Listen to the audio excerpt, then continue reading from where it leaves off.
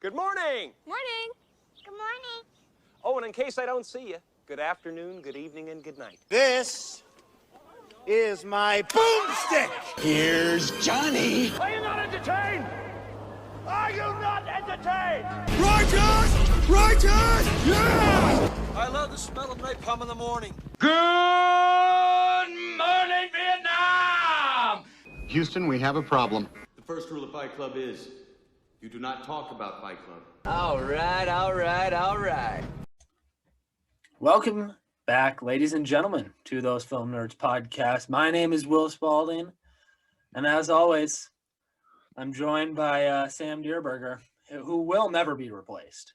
We've gotten lots of emails saying that they also want to co-host, and I've had to respond with every single one of them with no. So, no, I mean, my position is not even co-host. My position is Sam Dierberger. right?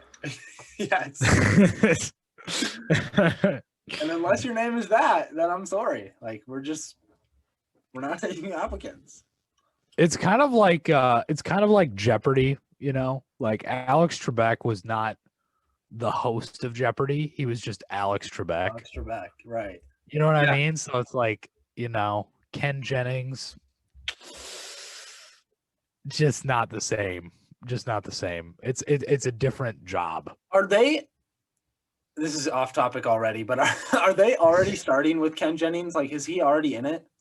Yeah, he's been in it for a few weeks now. Okay, I have not paid attention. Have you watched any of it? I've watched like one episode. And it's just not the same. Well, it's just I mean, it's the same. Everything is basically the same. It just doesn't have that touch, you know. Right, okay. That Alex had. But this is actually interesting because they're bringing in a bunch of different temporary hosts. Aaron Rodgers. Yeah, I saw that. Katie Couric, maybe. So they're just just what I read. They're just bringing in a bunch of interesting people just to see what they can do, I suppose. I guess. And then I don't know if they're trying to find a replacement. I don't know what they're thinking. But I have read that the ratings have absolutely crashed since. I'm sure. Jennings Right. was on. So. Have they mentioned Trebek at all? Yes. Okay. Do they talk about it every episode or? They do. It's like, well, they don't talk about it, but at the end of every episode, I think since they started with Jennings, at the end it's like dedicated to Alex Trebek, forever in our hearts, or whatever, you know, every single episode. But yeah, I think his first episode, Jennings did a little like, you know, thankful to be here. Right. Okay. Thing. Okay. I think Jennings is he's a talented guy. Obviously very intelligent. Yeah. Also knows how to deal with a camera. So I think he'd be fine. But it's a different show now. Right. Well, after we got off our Jeopardy rant right there, Sam, how are you doing this week? I'm doing well. We were just talking. We've had a very busy, productive weekend. Oh, absolutely. And it's a good thing. I think we both actually watched these movies in advance, a good amount of advance. So we're kind of prepared. Yeah. And speaking of watching the movie in advance, what movie do we have on the docket for this week, Sam? Today we're talking about Nomadland. You are one of those lucky people that can travel anywhere. Yes, ma'am. And they sometimes call you nomads. My mom says that you're homeless. Is that true? No, I'm not homeless. I'm just houseless. Not the same thing, right? No. My husband worked at the USG mine in Empire. I was a substitute teacher. It is a tough time right now. You may want to consider early retirement. I need work. I like work. There you go, Nomadland. Yeah, like you were saying, Sam, about seeing these movies early. earlier. I saw this maybe, probably about a month ago now. When did you see it? Probably about the same, somewhere between 3 weeks and a month ago, I think. I'm looking when I thought. But the last 3 movies we've done now, so we have Nomadland. Last week was Minari. Week before that was Promising Young Woman. All 3 of those we feel are important to cover, even though they all kind of came out around the same time. Right. And obviously the release dates are chaotic right now, but we feel that they're all important to cover because they're all Oscar potential. So that's why we did that. But yeah, it's weird to think because it's been a while, but we've had time to digest it and reflect, I suppose. Yeah, we have. I just looked at my Letterboxd diary, and I saw this all the way back January 7th. So almost a month. Wow. Yeah, so kind of that, like what you were saying, 3 weeks to a month ago. So it's been a while. Yeah, we've had lots of time to digest this movie, really think about it, and maybe we'll talk about that too. How it, even after just a few weeks, how it's aged already. Right. But Sam, I also, or I should also note that unless you have anything, we were kind of talking off air. It's a light week this week in the industry news side of things. So I don't have anything to talk about. So I'm ready to get right into Nomadland unless you have something. I found something that I stumbled upon a few days ago. It was a very brief thing, but I think it's interesting.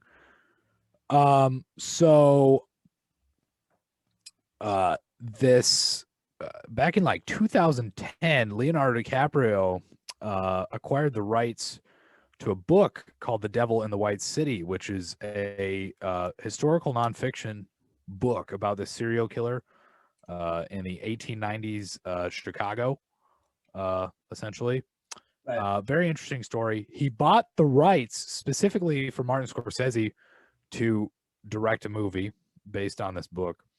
And now the rumor is that Robert Pattinson has been cast as the serial killer. I think his name is H.H. Holmes, which is just excellent. Which is just exciting. But yeah, for sure. Yeah, that's basically all I have. Yeah, light week this week, but I don't. Is it just me, or I always find it interesting when you have a guy like Leo, where really any actor, whatever. I mean, I'm assuming he's producing in this case. Yep. They're both attached as executive producers for sure. Okay.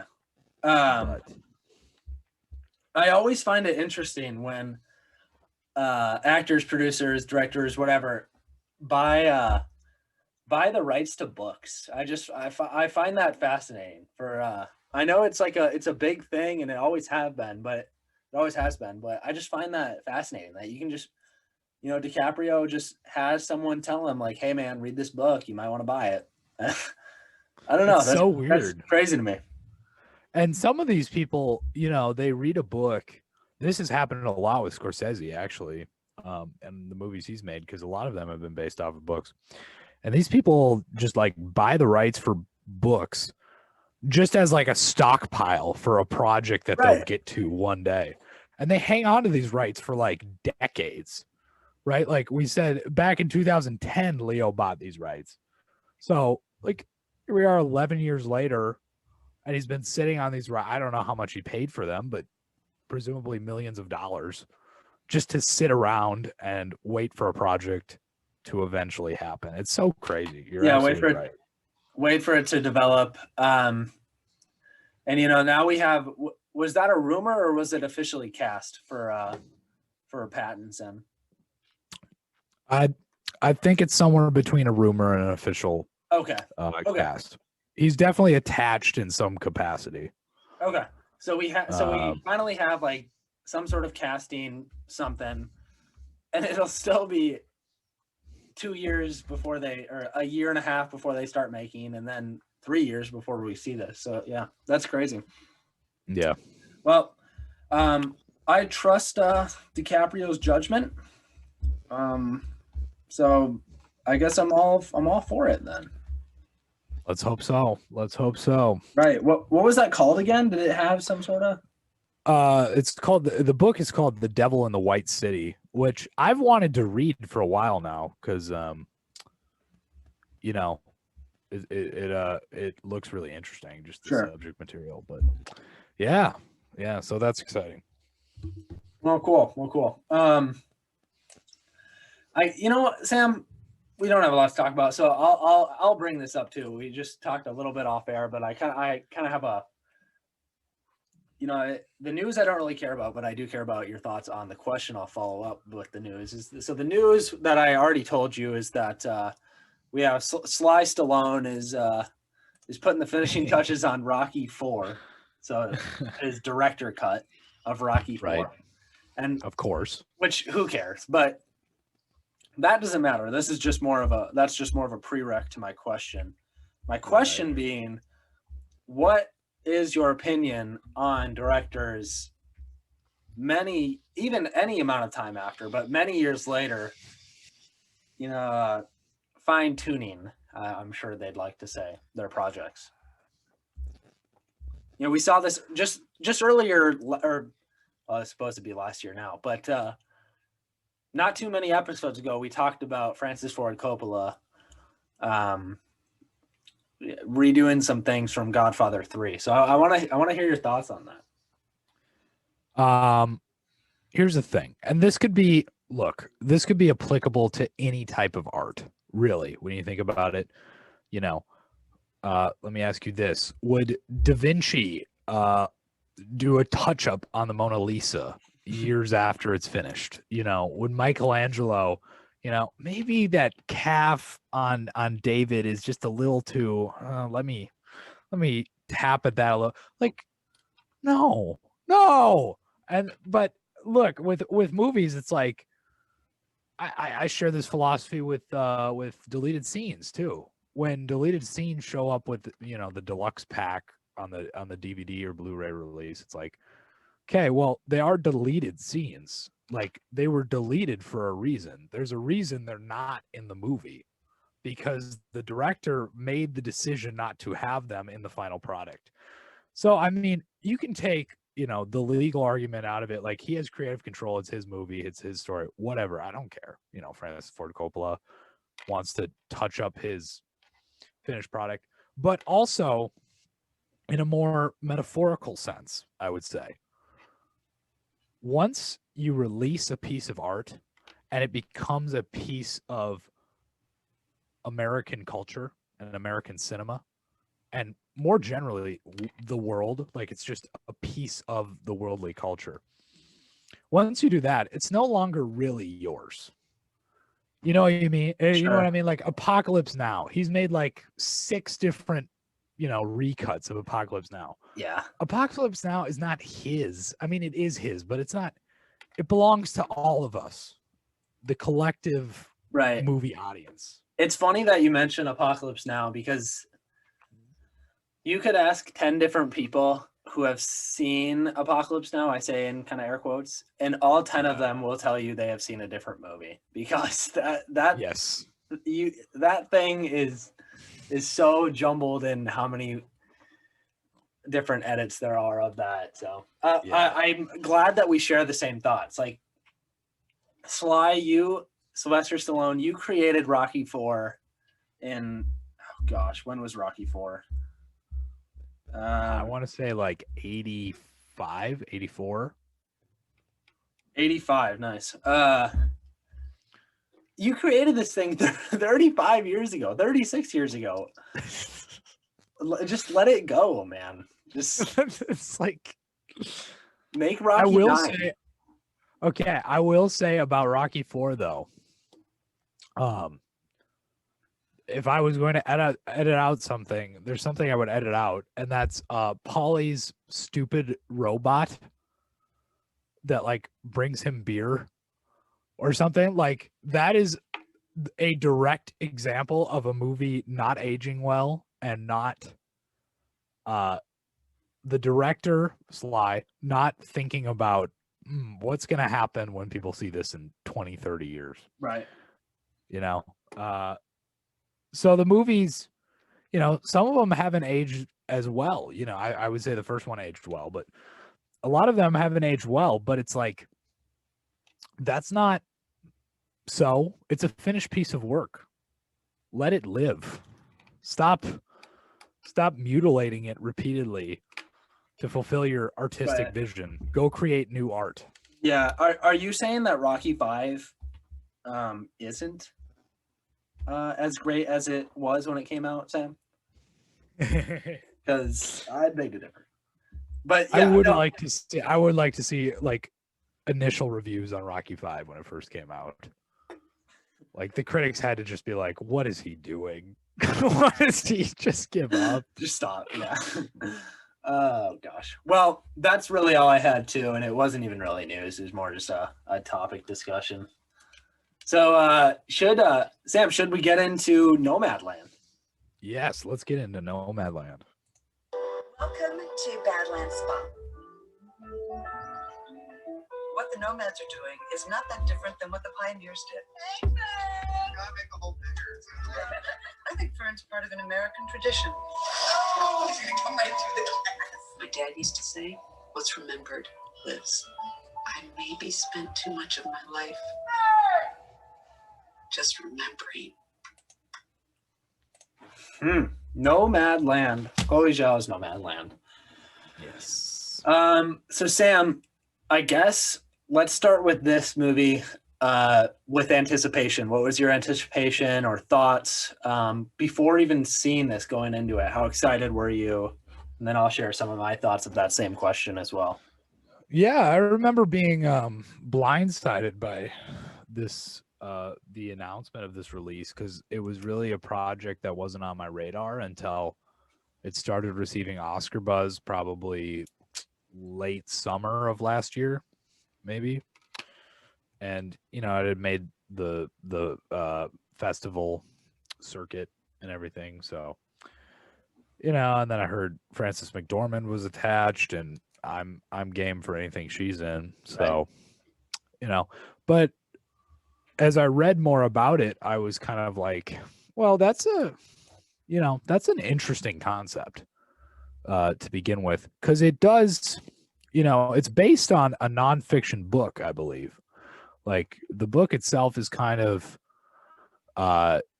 just a matter of fact study on these people who are modern nomads, and you know, who live out of campers and trucks and cars or whatever. So you know, that's interesting subject material. But then Chloe Zhao is able to basically craft a fictional narrative out of that. So it's really kind of an interesting mix of things. And so I was highly anticipated, pretty much merely because of Frances McDormand being involved. That's fair. Yeah, I think, gosh, when did I first find out this was a thing? Probably late 2019. I was kind of looking, this is like, oh man, was this even? Yeah, this would have been like November, December 2019, kind of before all of COVID happened and everything got pushed back, delayed. Mm-hmm. But I was kind of just, you know, looking ahead at what was to come out in the 2020 year, which I did not do for the 2021 year because we'll just, you know, it's not even worth doing. But so I was looking ahead. I saw this thing called Nomadland, and I saw Frances McDormand was attached, and I was kind of like, oh, that could be interesting. I don't think she has done a movie since Free Billboards. Yeah, I guess not.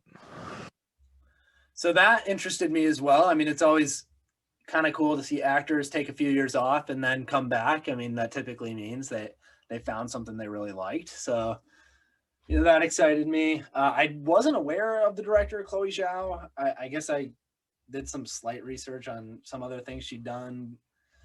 You know, it looks like The Rider from 2017 got some good reviews, and I knew she was directing Marvel's The Eternals, which seemed odd to me that someone who does The Rider, which is probably like $100,000, and Nomadland, which is probably just a couple million maybe, and then Marvel, which is like 200 million. So I was like, that's insane.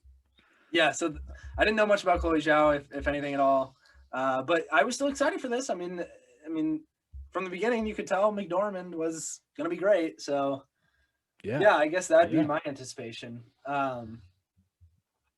Now, I guess, Sam, let's transition into general thoughts. What were your basic thoughts of Nomadland? So here's a mention I'd like to make immediately. Probably a year and a half ago, 2 years ago, I stumbled upon this YouTube channel called Cheap RV Living. Okay. And this channel is run by this guy, you know, he looks like Santa Claus. He's, you know, really, really likable guy, kind of an older gentleman. And the YouTube channel is him. We save recommends for the end of the show. No. This is important. This is important. I swear to God, Will. So this guy, you know, his YouTube channel is to go around and interview people who are living the nomad lifestyle. And here I'm sitting watching Nomadland. All of a sudden, this guy from Cheap RV Living, a YouTube channel I was subscribed to, just shows up in the middle of this movie. It's Bob Wells in the flesh. And it's like, oh, I think, oh, that's cool. You know, he has a little cameo. No, he's like a character in this film. Like, he is a significant character. So in that way, just his character alone is blending fact and fiction, because he's a real person who really does this in real life.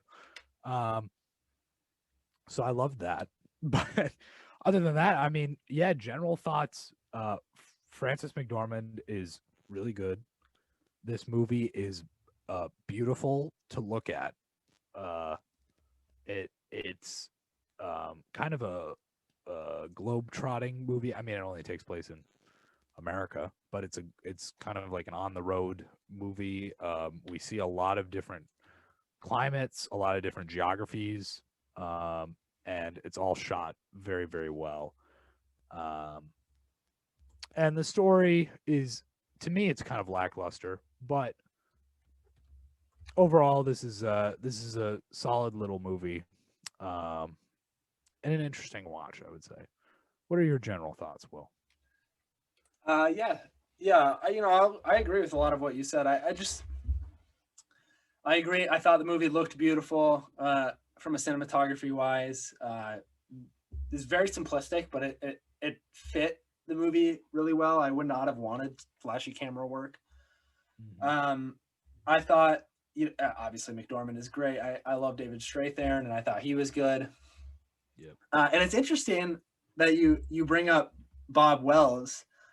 So I just said Frances McDormand and David Strathairn. Those were the only two actors in this movie. Everyone else you see is a real person in real life doing this thing.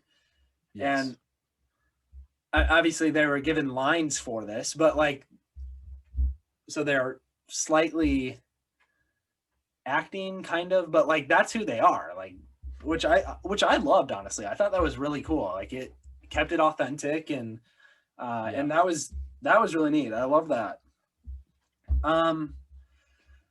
But yeah, man, this one, no story, pretty boring. For a moderately short movie, it felt like 40 minutes too long. But at the same time, there's absolutely no denying how technically well made this is. Right.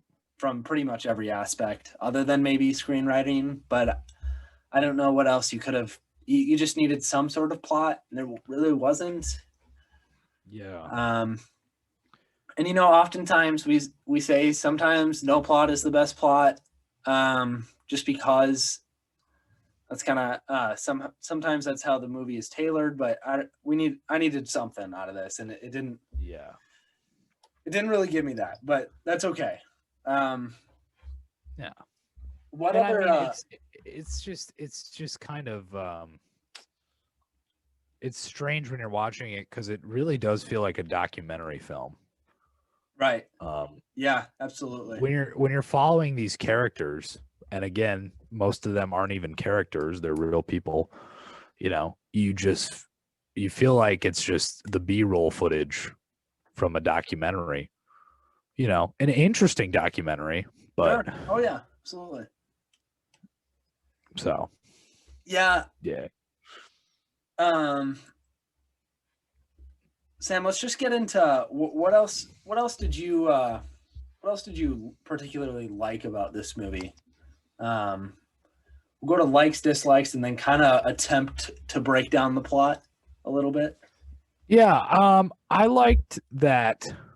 Again, I liked the variance of the geographies. Like we saw all kinds of parts of the United States.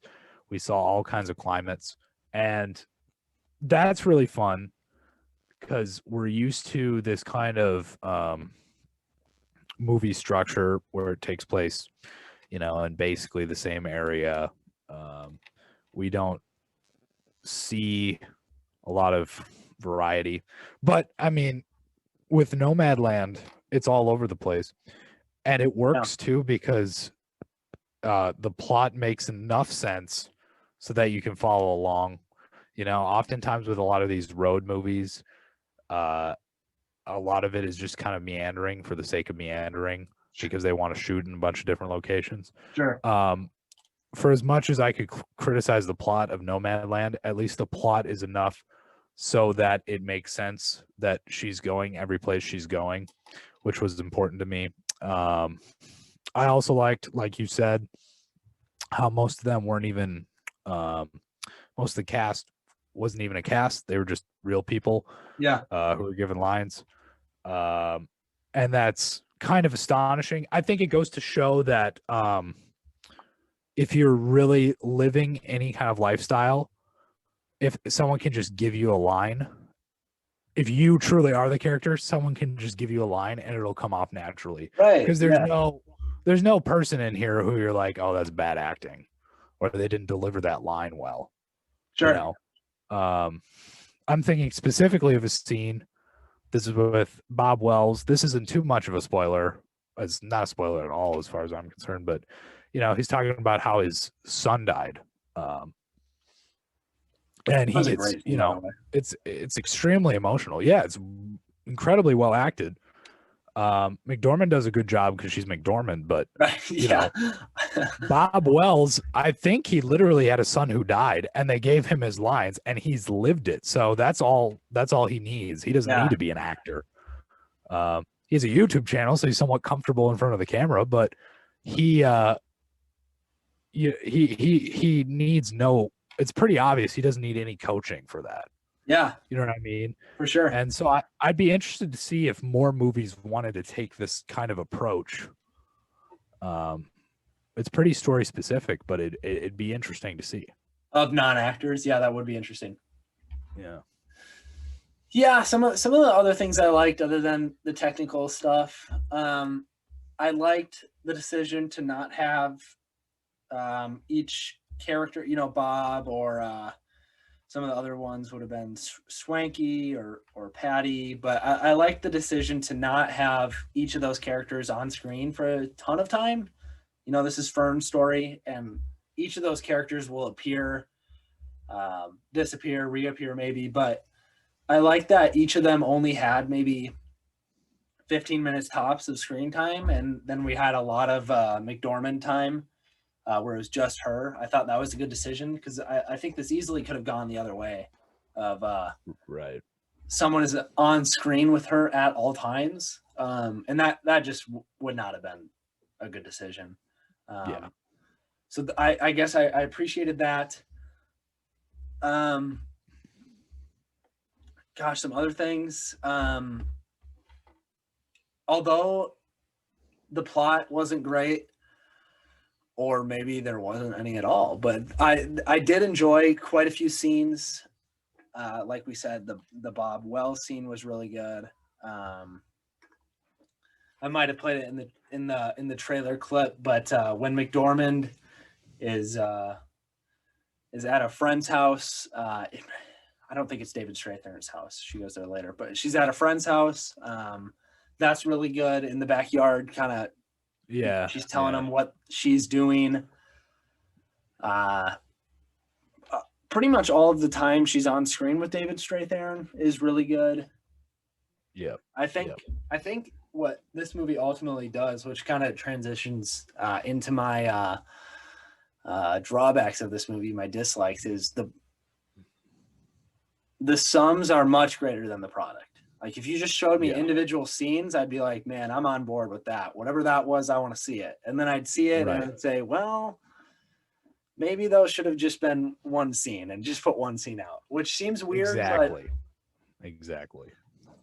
It just was not there plot wise. Which honest to goodness is probably the only negative I have of this movie. Is that there is no plot, which I guess results in it being slightly boring. Sure. But yeah, I thought everything else is good. You know, I love that it took place after the 2008 recession. I thought that was, I mean, it's based off a book, so that's given. Go with that. But I thought that was a cool, you can relate that. What time is it? Plus, that makes sense why she's out there. Yep. But yeah, just comes down to the plot for me. That's why I did not like this as much as I thought I would. So Sam, I'm totally with you on that. I mean, the plot was just kind of lackluster, and the relationship. If we could break this down, I mean, the relationship between Frances McDormand and David Strathairn, Dave is his name in the movie, I guess, which is kind of funny. They're just like, pick a name. Okay, I'll use mine, because he is an actor. But, Fern and Dave's relationship is pretty simplistically written, like in terms of the development of the relationship itself. But it's still, satisfying to watch. So like you said, every scene they're in together is pretty satisfying. They're kind of, there's this weird, like, will they, won't they to it and everything. So that was interesting. They keep kind of crossing paths on the road, which I liked. But yeah, I mean, the rest of the stuff, there was just so much, it felt like there was so much fat to trim here, even though the movie is pretty short. 107 minutes. I mean, I usually say that like the perfect length of a movie is like 105. Yeah. Like an hour 45, like that's perfect. That's just enough time. But man, you just really feel a lot of these these scenes drag on, and it's just like you said, the sums are bigger than the whole. There's so many things where it's like, this is really good, but why am I watching it? This scene here, that scene there. And so, yeah, it really comes down to the plot and I guess pacing, I would probably say. It's a little awkwardly paced. I liked the beginning, how we jump right into the action. We have Fern basically going to her storage shed and just, getting rid of everything, taking what she needs for the road, and basically living out of a van, which, I'm all for that. I think that's, fascinating. Like, that's a fascinating character study, but there's just so much idle time, it feels like. Yeah. And maybe that's the point, because I would guess that if we're trying to get a feel for these nomads, I would suspect that there's a lot of Downtime. reflective tone, but it doesn't make for great watching. Right. It doesn't make for an entertaining watch. You know, I agree with you that I like that it jumped right into it. Again, this just comes down to Chloe Zhao is probably a great director. Like, she makes a lot of great decisions. I like that she jumped right into the story and didn't kind of meander in the beginning. Right. So yeah, I think there's no doubting her directorial skills in this. Pretty much every choice was the right one that she made, except for maybe, again, the plot. But yeah. And yeah, that's kind of what I meant at the beginning on the top of the show. I'm saying a short movie, but it was probably 40 minutes too long. Yeah.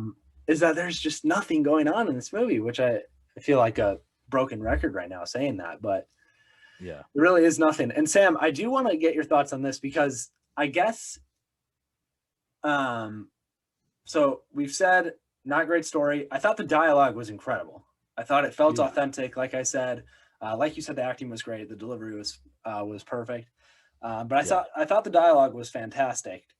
Again, it felt real and natural to what the story was and who the characters were. Right.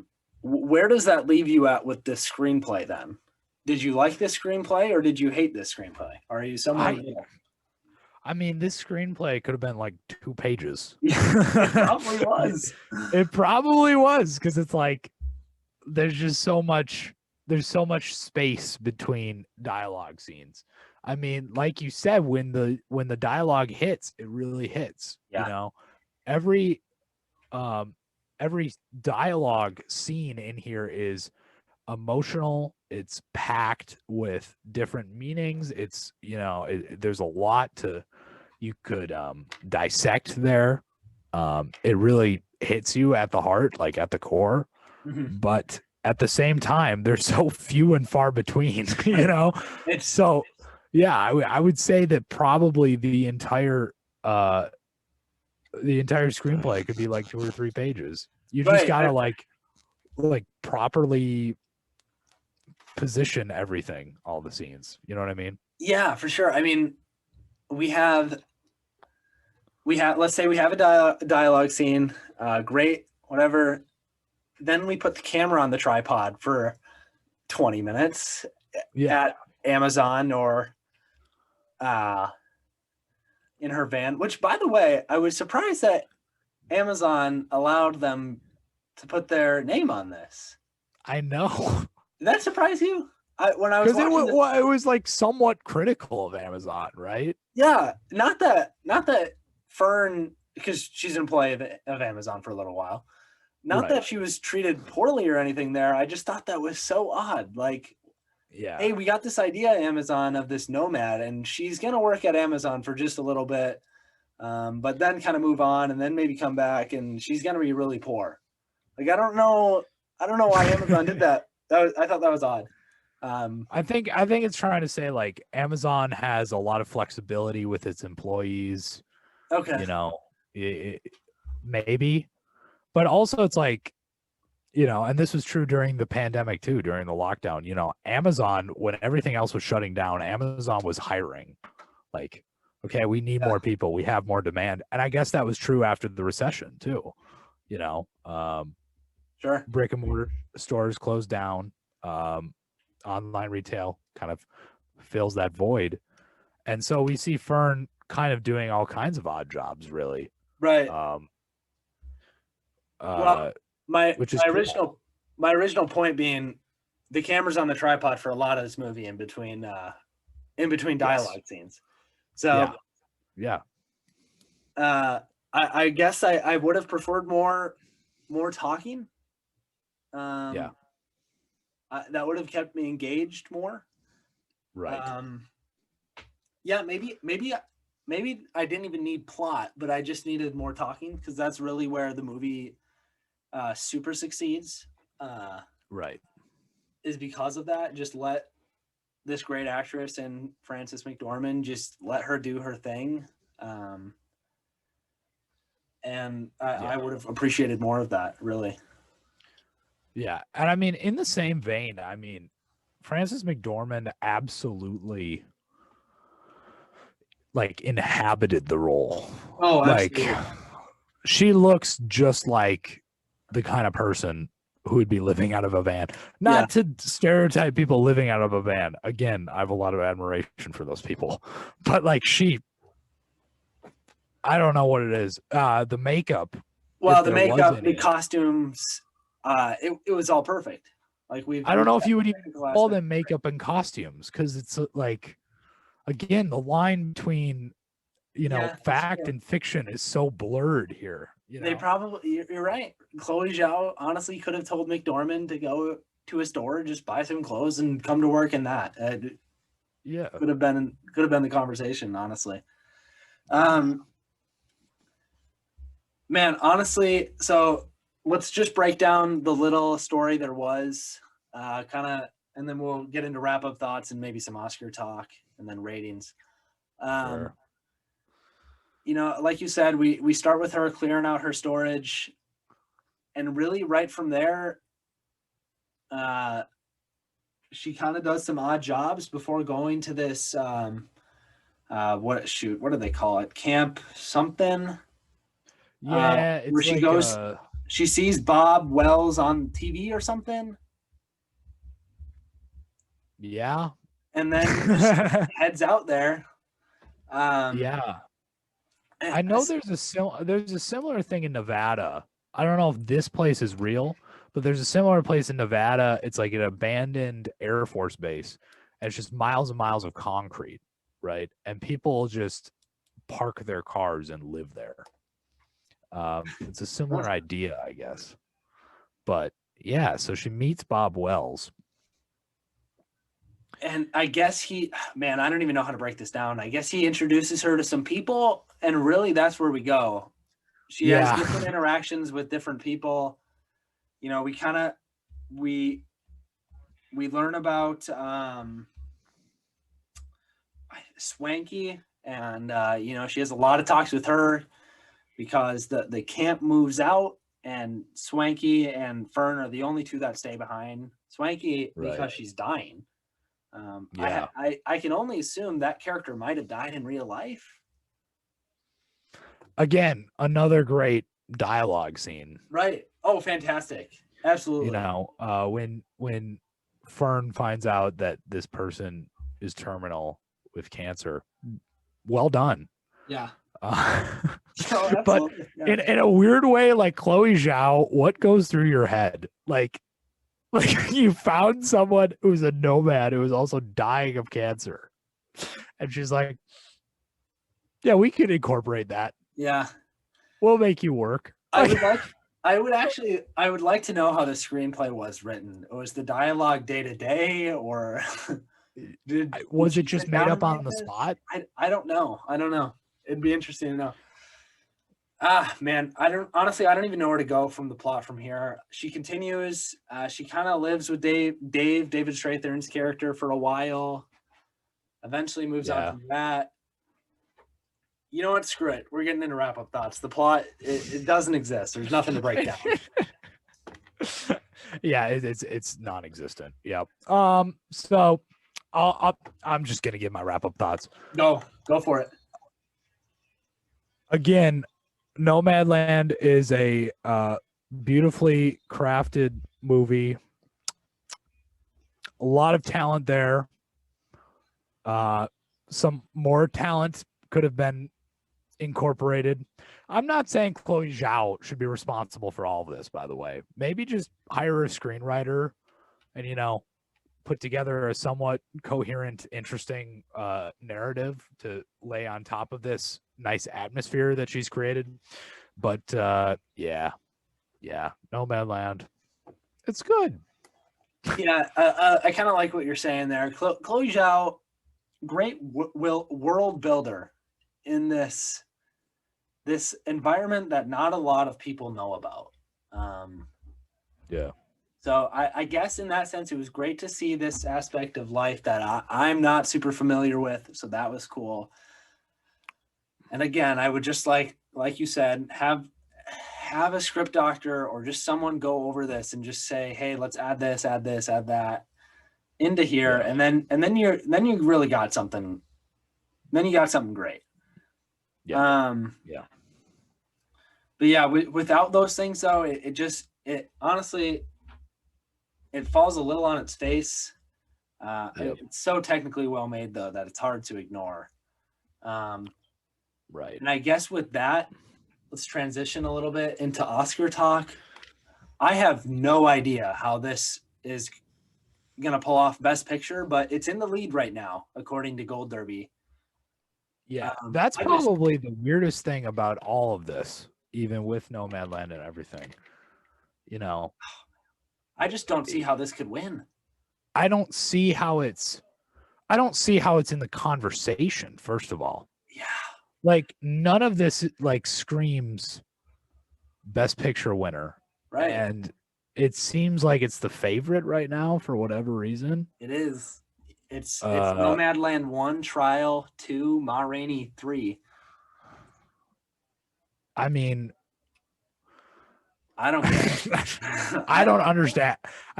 And that's not even a comment about how good or bad the film is. It's just it's such a weird pick. Yeah. Ooh, for Best Picture. I mean, you thought Parasite was a weird pick for Best Picture. I mean, just wait until like Nomadland wins. Nomadland, yeah. Because you're gonna have that rush of people who after it wins Best Picture are gonna be like, oh, I need to see it now. And yeah. Oh yeah. What? Well, many people won't finish it. Yeah. Yeah. They'll get bored and turn it off. Most people go into the theater, you know, assuming they have a theater near them open, and they'll be like, well, that was a good waste of 3 hours. And then they'll look at their watch and be like, oh, I was only in there an hour 45. I would just say I would not be offended if Chloe Zhao got director, just because of so many decisions in here where I was like, man, great decision. You know, great decision to just get right into the movie. Great decision to not have too many characters just sitting with Frances. You know, let the characters go be their own characters and let Frances be on her own as well. Great decision. So her getting director makes more sense than this movie getting picture. Yeah. And it would finally break the mold of the Academy just giving the best director to whoever directs the best picture. Yeah. You know. Yeah. It would be nice to see some I guess discretion there. So I don't know. I mean, I'd be happy with Chloe Zhao getting best director. You know, if McDormand wins for best actress, I'm always on board with that. She could be in a terrible movie and she'd be in that. And Nomadland is by no means terrible. So yeah, actress, I mean, other than that, actress is so strong though. It is. It's real strong. But wouldn't be offended with that. This has no supporting actors, so I wouldn't say that. Best adapted screenplay, Sam, is sitting number 1, Nomadland. What? It's not even like I mean, I haven't read the book, but like there's no way there's a book about a woman named Fern who drifts around the country. Like I'm guessing it's like a generalized book. You can't even call that an adaptation. Oh boy. Yeah, I looked up as we were talking, I looked up the book Nomadland by Jessica Bruder. It was written in 2017. It is nonfiction, and it's just about nomads. I don't know if really that's an adaptation of an idea, not necessarily a book, but I guess so. That one doesn't make sense to me either. What else could you see out of this, Sam? Cinematography? Cinematography, maybe. but there's maybe Dark Horse could be production design. Okay. But then again, how much of this is design and how much of it is like, no, this is this person's This is actual, just the way it is, right? This is their car. Like Yeah. Because if it was all designed like this was all set up, then this production designer is going places, presumably. So yeah, I would just say of everything we have listed, if all of it got nominated, if all of it even won, I'd be like, I guess. I mean, we've been saying it's technically well made, and it is, but it's Right. just it's such a boring pick. It's such a like this movie did nothing for me. So yeah, it's an interesting choice. Sam, let's get into ratings unless you have any other Oscar thoughts. No, I'll get into ratings, and I will say, Will, when I looked at your rating on Letterboxd.com, I was like, oh wow, this is we have some disagreement here. But then talking to you today, I feel like you're a little more in the same place that I am now. Well, Sam, I did watch this movie a long time ago, and my rating has since adjusted. I have thought over time. Oh, good. So, Good. Mine hasn't. I'm gonna go with it. I'm gonna say Nomadland is 3 out of 5. Technically great. Some real talent in the dialogue. Acting is great. Interesting concept to begin with, but it's a bit of a snoozer. right. What's your rating, Will? So I had originally, Sam, you said this. So I had originally given Nomadland a 4 stars, but upon reflection, I couldn't give it. I ultimately knocked it down a half star to 3.5. Okay. It's proficient technically. McDormand's great. The dialogue is awesome. It's so boring. So I ultimately knocked it down a little bit. And if this won Best Picture, I'd just be disappointed, to be honest with you. So that's all I got on this. And honestly, I feel like we milked it for a little bit. So yeah. Should we get into recommends for the week, I suppose? Let's get into recommends. I have one off the top of my head. Go for it. Start us off. Bob Wells, Cheap RV Living on youtube.com. Check it out. It's actually fascinating because it's like Nomadland but without inept screenwriting. And all it is Bob going to random nomads and just asking them questions, and then they're like, all right, let's check out your home, and then he just does like a video tour of how they live. It's so fascinating. Like, how do you go to the bathroom? Where do you sleep? How do you shower? Right. Like, you just learn about these people. It's fantastic. It's called it's a YouTube channel called Cheap RV Living on YouTube. Check it out. Good. Nice. I am going to recommend, and no, Sam, as soon as I say the first word of this recommend, you'll know what it is. I'm going to recommend a game and movie. Oh. And Sam, I watched this the other night. I texted you right after. This is my favorite game of all time, and I think the movie is awesome. I'm going to recommend Clue. Play the game first, then watch the movie. That's Clue, CLUE, and watch the 85 version. I think there's others out there, but watch the 85 version because we like Tim Curry. So watch that one. So give Clue a shot. Super great game, I should say. Awesome game. Yeah. The movie is really clever, super funny, with one of the most unique endings of all time. That's all I'll say. Yes, But I do know. I am aware of the ending, and it's hilarious. yeah, So- I'll say what the ending is. I won't spoil it, but so what the ending is it's there's 3 endings is really what it is. And in the time it was in theaters, actually, not a lot of people know this. is that all three, depending on what theater you went to, got a different ending.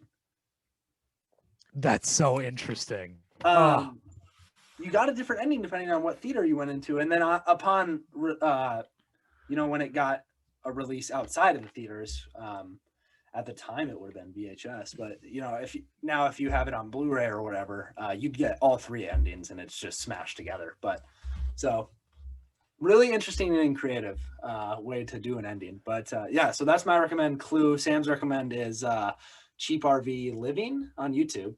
Yes. By Bob Wells. So check both those out. And Sam, where can I find you on Letterboxd? You can find me on Letterboxd at letterboxd.com/sjdierberger. And where can I find you, Will?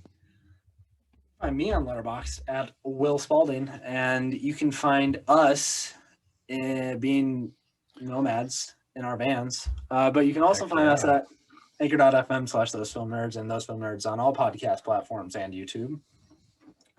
And Those Film Nerds on Instagram and Those Film Nerds at gmail.com. Email any questions, thoughts, whatever, send to the show. And Sam, until next week when we are back to the theater, potentially, with Judas and the Black Messiah. Until next time. Excited. Until next time, keep watching movies, everyone. Have a great week. Thank you. Ever thought about making a podcast? Well, Anchor is the easiest and simplest way to do so. Let me explain. For starters, it's free. There's also creation tools that allow you to record and edit your podcast right from your phone, laptop, or computer. Anchor will also distribute your podcast for you, so it can be heard on multiple platforms such as Spotify, Apple Podcast, Google Podcasts, and much, much more. You can also make money from your podcast with no minimum listenership. It's everything you need in a podcast in one place, so give it a try.